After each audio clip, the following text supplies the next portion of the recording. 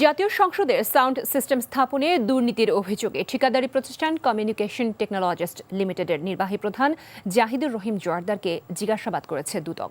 বৃহস্পতিবার দুদকের প্রধান কার্যালয়ে জিজ্ঞাসাবাদ শেষে জাহিদুর রহিম দাবি করেন, গণঅভ্যুত্থানের সময় সংসদ ভবনের তার ক্ষতিগ্রস্ত হওয়ায় টেবিল চাপড়ানোর সময় সাউন্ড সিস্টেমে বিভ্রাট ঘটে।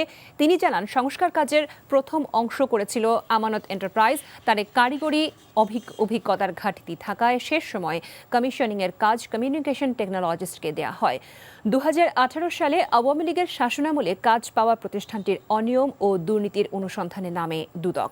তার বিরুদ্ধে শত কোটি টাকা আত্মসাৎ ও অর্থ পাচারের অভিযোগ রয়েছে দুদকের কাছে।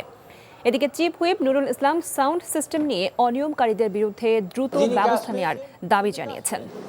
দোকানদার আর যিনি কাজ পাননি তাকে দিয়ে রিপেয়ার করা হয়েছে।